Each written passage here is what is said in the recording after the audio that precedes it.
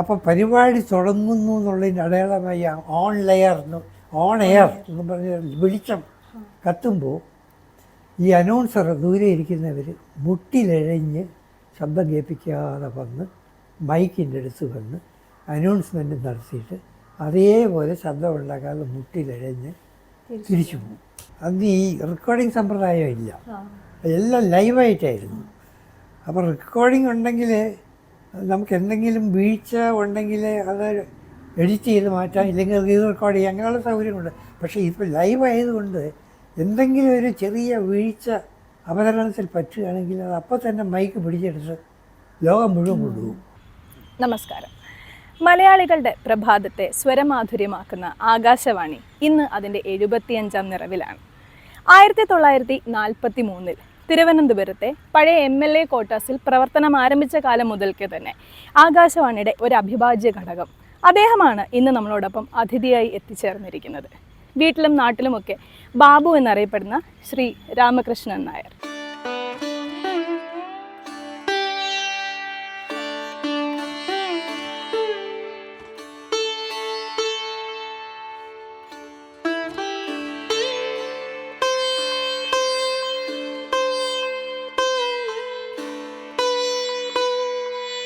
സെക്രട്ടേറിയറ്റിൽ നിന്നും ഡെപ്യൂട്ടി സെക്രട്ടറിയായി വിരമിച്ച് ഇന്ന് കവടിയാറിലെ അദ്ദേഹത്തിൻ്റെ വീട്ടിൽ വിശ്രമ ജീവിതം നയിക്കുകയാണ് അദ്ദേഹം. ആകാശവാണിയുമായുള്ള അദ്ദേഹത്തിൻ്റെ അനുഭവങ്ങളും അതുപോലെ തന്നെ സംഗീതവുമായിട്ടുള്ള ആ ഒരു സബരിയും നമുക്ക് അദ്ദേഹത്തിൽ നിന്ന് തന്നെ നേരിട്ട് കേൾക്കാം. ഒരുപാട് പേരുടെ ഒരു ആഗ്രഹമാണ് ആകാശവാണി പോലെ ഇത്രയും വലിയൊരു പ്ലാറ്റ്ഫോമിൽ സ്റ്റാർട്ട് ചെയ്യുക എന്നുള്ളത്. അത് ഇത്രയും ചെറിയൊരു പ്രായത്തിൽ എങ്ങനെയാണ് ശരിക്കും ആകാശവാണിയിലേക്ക് എത്തിയത്? അത് പ്രധാനമായിട്ട് എൻ്റെ സംഗീതം ഈ റേഡിയോയായിട്ട് ബന്ധപ്പെട്ടതാണ്. അപ്പം 1943 അന്നത്തെ തിരുവിതാംകൂർ ദിവാനായിരുന്ന sir CP Ramaswami Iyer Travancore broadcasting station എന്നൊരു സ്ഥാപനം അദ്ദേഹം ഉണ്ടാക്കി. അതാണ് ഇപ്പോഴത്തെ ആകാശവാണിയുടെ ആദ്യ രൂപം. അത് ഇന്നത്തെ യൂണിവേഴ്സിറ്റി ഓഫീസിന് നേരെ എതിർവശത്തുള്ള ചെറിയ ഒരു ഓടിട്ട ഘട്ടത്തിലാണ് തുടങ്ങിയത്. അപ്പോൾ ആരംഭകാലത്ത് അത് ആഴ്ചയിൽ 3 ദിവസം മാത്രം, വെള്ളി ശനി ഞായർ 3 ദിവസം രാത്രി 6 മണി തൊട്ട് 9 മണി വരെ മാത്രമേ ഉണ്ടായിരുന്നുള്ളൂ പ്രക്ഷേപണം. അത് തന്നെ തിരുവനന്തപുരത്തും പരിസര പ്രദേശത്തിലും മാത്രം കേൾക്കുന്ന ഒരു വളരെ ശേഷി കുറഞ്ഞ ഒരു പ്രസരണി കൂടെയായിരുന്നു ഉണ്ടായിരുന്നത്. പിന്നെ അത് പടിപടിയായിട്ട് കൂട്ടുകയായിരുന്നു. വേറെന്നുള്ളത് അന്ന് ഒരു സ്റ്റേഷന് പ്രത്യേകം ഡയറക്ടറൊന്നുമില്ല. അന്നത്തെ ഗവൺമെൻറ്റിൻ്റെ വിദ്യാഭ്യാസ വകുപ്പ് സെക്രട്ടറിയാണ് ഈ കേന്ദ്രത്തിൻ്റെ എക്സ് ഒഫീഷ്യോ ഡയറക്ടർ. അന്നത്തെ ആദ്യകാലത്തെ അവിടുത്തെ അനൗൺസർമാരായിരുന്നു പറവൂർ സിസ്റ്റേഴ്സ് എന്ന പേരിൽ അറിയപ്പെട്ടിരുന്ന ശാരദാമണി, രാധാമണി, പിന്നെ ഇന്ദിരാ പൊതുവാൾ. ഈ 3 പേരുമായിരുന്നു ആദ്യത്തെ അനൗൺസർമാർ. ഈ കേന്ദ്രം ഉദ്ഘാടനം ചെയ്തപ്പോൾ ആദ്യത്തെ ഈ കേന്ദ്രത്തിൽ നിന്നും പുറത്തു വന്ന ശബ്ദം അന്ന് നാടുവാണിരുന്ന ശ്രീ ചിത്രതിരുനാൾ ബാലരാമവർമ്മ മഹാരാജാവിൻ്റേതായിരുന്നു. അന്ന് ഈ സ്റ്റേഷൻ ഉദ്ഘാടനം ചെയ്തുകൊണ്ട് അദ്ദേഹം നടത്തിയ പ്രസംഗം ഇന്നും എൻ്റെ ഓർമ്മയിലുണ്ട്. അന്ന് എനിക്ക് 12 വയസ്സാണ് പ്രായം. അപ്പോൾ ഈ ആകാശവാണി തിരുവനന്തപുരത്ത് ആ പാളയത്തിലുള്ള കേന്ദ്രത്തിൽ നിന്നും 1950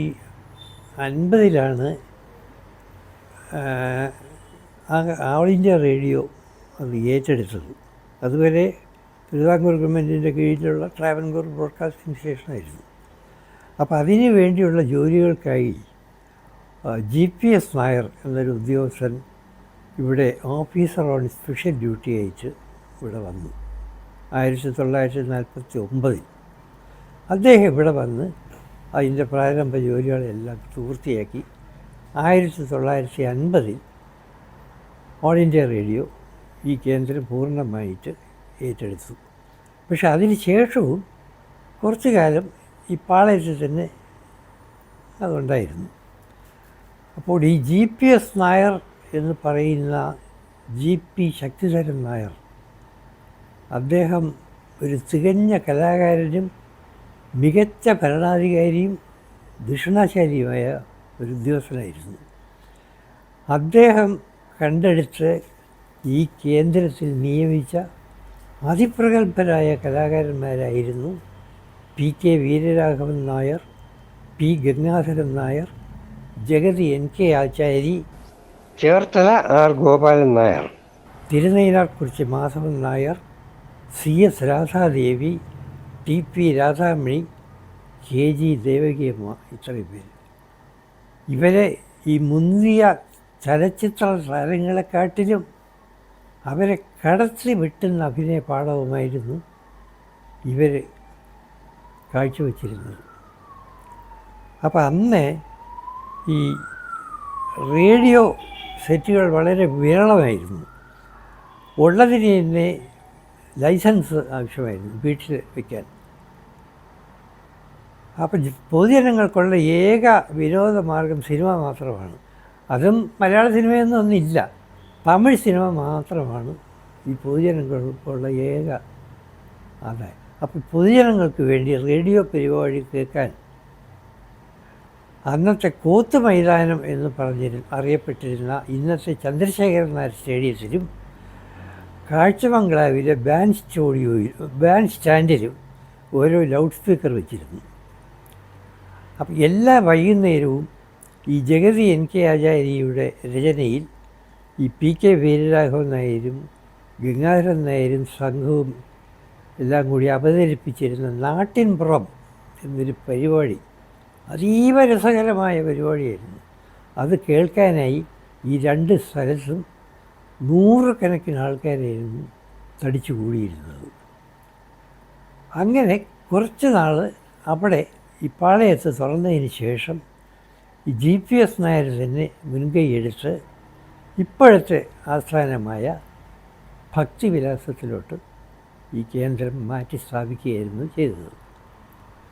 അതോടെ GPS നായർ തന്നെയാണ് ഇതിൻ്റെ ആദ്യത്തെ ഡയറക്ടറായിട്ട് നിയമിതനായത്.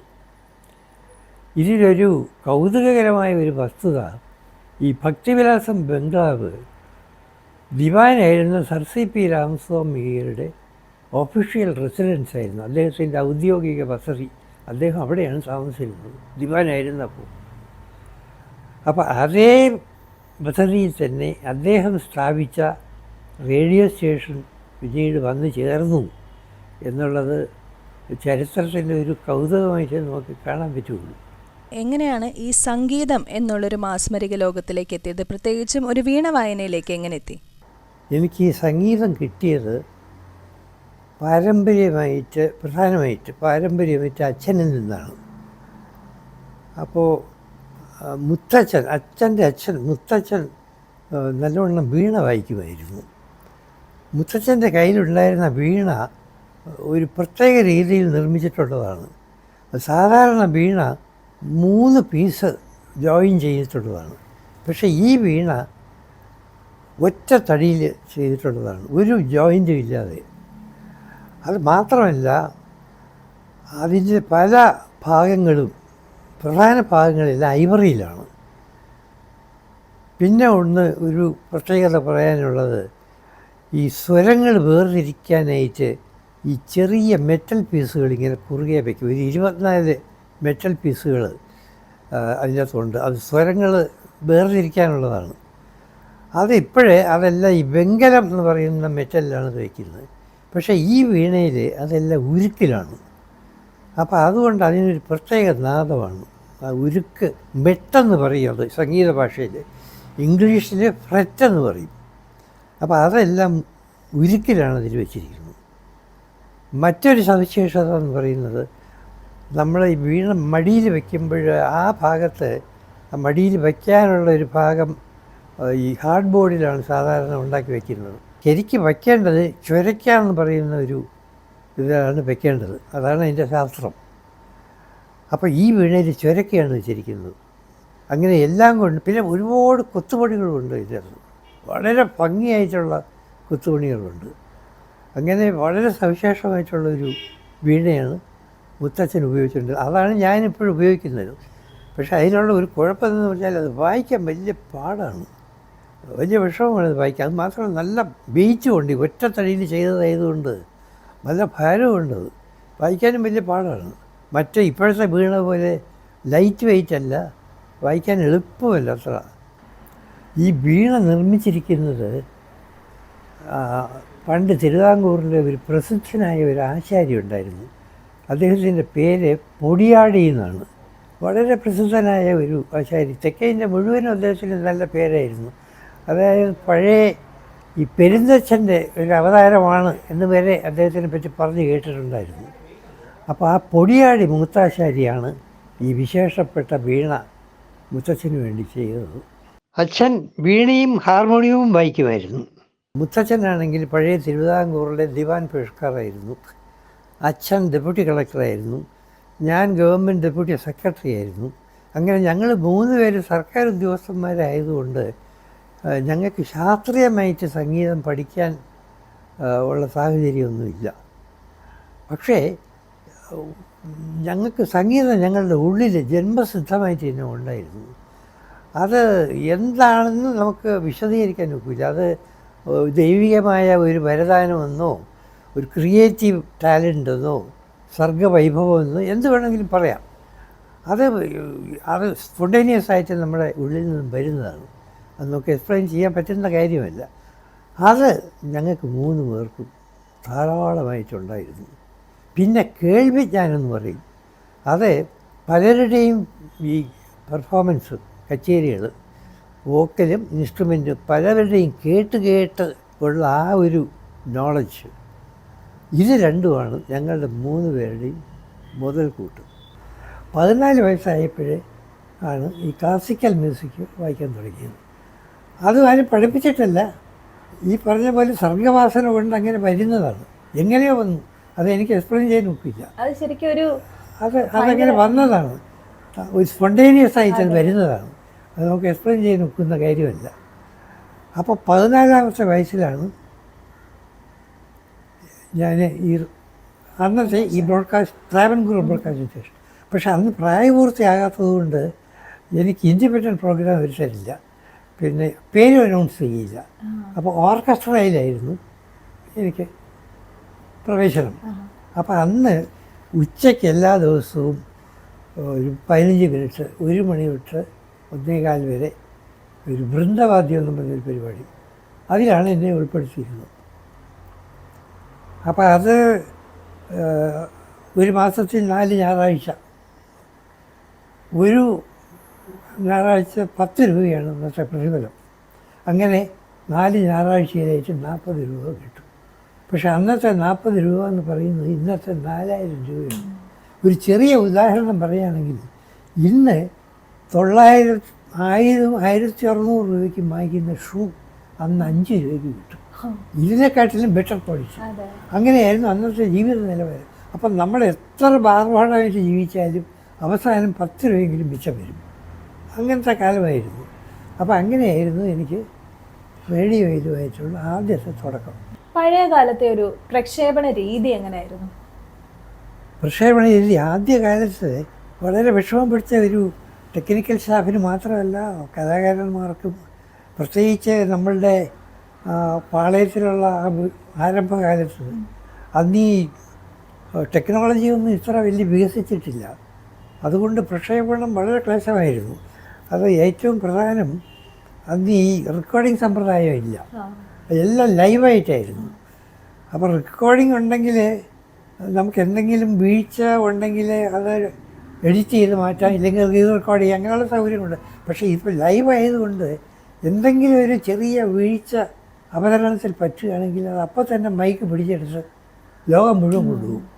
അതുകൊണ്ട് നല്ലവണ്ണം റിഹേഴ്സ് ചെയ്ത് നല്ല മുൻകരുതലെടുത്തിട്ട് നമുക്ക് പരിപാടി അവതരിപ്പിക്കാൻ ഒക്കുള്ളൂ. അതൊരു വല്ലാത്ത ബുദ്ധിമുട്ടാണ്. വേറെന്നുള്ളത്, സ്റ്റുഡിയോ മുറി സൗണ്ട് പ്രൂഫല്ല.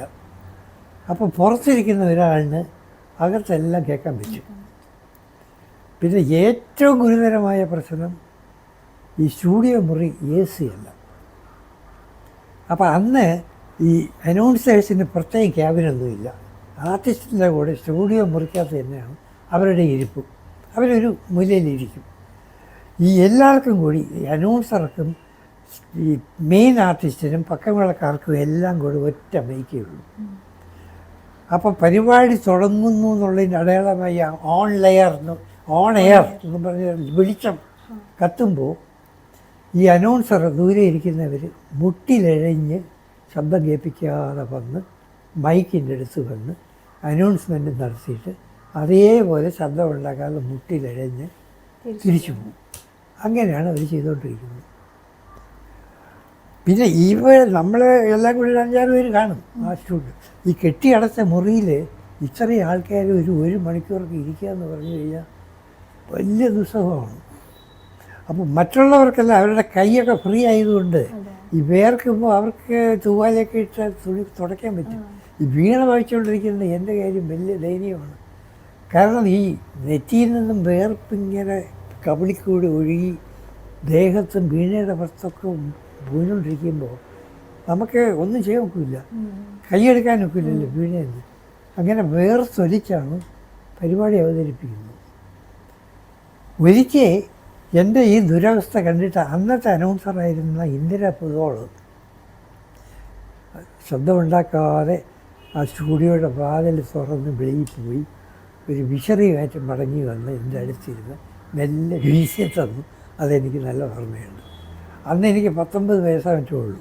പക്ഷെ കണ്ടാൽ അത്ര ഇട്ട് തോന്നിക്കുകയില്ല. ഒരു പയ്യൻ്റെ ലുക്കാണ്, അതുകൊണ്ടായിരിക്കും അവർക്ക് അങ്ങനെ തോന്നിയത് എന്നാണ് എനിക്ക് തോന്നുന്നത്. അപ്പോൾ അങ്ങനെയൊക്കെ ഉള്ള വിഷമത്തിലായിരുന്നു അന്ന്. ഇപ്പോഴതൊന്നുമില്ല. ഇപ്പോൾ ഈ ടെക്നോളജി വന്നതോടുകൂടി റെക്കോർഡിംഗ് സമ്പ്രദായം വന്നു. ഈ അനൗൺസർക്ക് പ്രത്യേകം ക്യാബിനായി, സൗണ്ട് പ്രൂഫ്, എയർ കണ്ടീഷൻ മുറി എല്ലാം ഇപ്പോഴത്തെ ഈ പിള്ളേർ പറയുമ്പോഴേ അടിപൊളി സെറ്റപ്പ് എന്ന് പറയാം. അങ്ങനെ ആയിപ്പോയി. ഇപ്പം എൻ്റെ യഥാർത്ഥ പേര് രാമകൃഷ്ണൻ നായർ എന്നാണ്. അപ്പോൾ അന്നത്തെ പ്രോഗ്രാം എക്സിക്യൂട്ടീവ് ഈ ബാലസാഹിത്യകാരനായിരുന്ന മാലി എന്നറിയപ്പെടുന്ന വി മാധവൻ നായരായിരുന്നു അന്നത്തെ പ്രോഗ്രാം എക്സിക്യൂട്ടീവ്. അദ്ദേഹം എൻ്റെ അടുത്ത് പറഞ്ഞു, നിങ്ങൾ സ്റ്റുഡൻറ്റ്, അന്ന് ഞാൻ കോളേജിൽ പഠിക്കുക, നിങ്ങളൊരു സ്റ്റുഡൻ്റായിട്ട് എന്നിട്ട് ഈ രാമകൃഷ്ണൻ നായരെന്നൊക്കെ വീട്ടിൽ വിളിച്ച് അനൗൺസ് ചെയ്യുന്ന ഒരു ഭംഗികേടാണ്. വേറെ ഏതെങ്കിലും പേരുണ്ടോ വല്ല വീട്ടിൽ വിളിക്കുന്ന പേര്? അപ്പോൾ ഞാൻ പറഞ്ഞു, എനിക്കിങ്ങനെ ബാബു എന്നാണ് എന്നെ വിളിക്കുന്നത്. അപ്പോൾ അദ്ദേഹം പറഞ്ഞു, എന്നാൽ അത് മതി എന്ന് പറഞ്ഞ് അദ്ദേഹം നിർദ്ദേശിച്ചതനുസരിച്ച് അന്ന് മുതൽ ഈ ബാബു എന്നുള്ള പേരിലാണ് ഞാൻ വീണ പരിപാടി. അപ്പം 3 മാസത്തിലൊരിക്കൽ എന്നുള്ള നിലയിൽ റേഡിയോ പരിപാടി ഏതാണ്ട് 50 കൊല്ലം തുടർച്ചയായിട്ട് 2000 ആണ്ട് വരെ ഞാൻ റേഡിയോയിൽ സജീവമായിട്ട് ഉണ്ടായിരുന്നു. 2000 ആണ്ടായപ്പോഴത്തേക്കും വയസ്സൊക്കെ ആയി, പിന്നെ അത് മതിയാക്കി റേഡിയോ ആയിട്ടുള്ള ബന്ധം.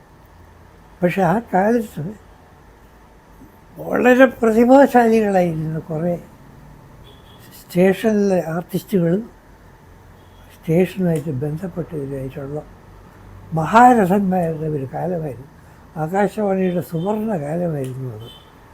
അതായത് Keshavadev, Uroob, Kainikkara Kumarapilla, Nagapally RS Kurup, Padmarajan, G Vivekanandan, TN Gopinathan Nair, doctor NS Narayanaswami, Chalakudy Narayanaswami, Neyyattinkara Vasudevan, Mavelikara Krishnankutty Nair, Mavelikara Raju, Thiruvananthapuram Surendran, Venu Nagavally, G Venugopal, പിന്നെ KS Gopalakrishnan, R Venkataraman, B Sasikumar, MG Radhakrishnan, മറ്റേ KP ഉദയഭാനു, പെരുമ്പാവൂർ രവീന്ദ്രനാഥ്, ഓമനക്കുട്ടി, പിന്നെ കമുകറ രാധാകൃഷ്ണൻ, കമുകറ പുരുഷോത്തമൻ, നെയ്യാറ്റിൻകര വാസുദേവൻ.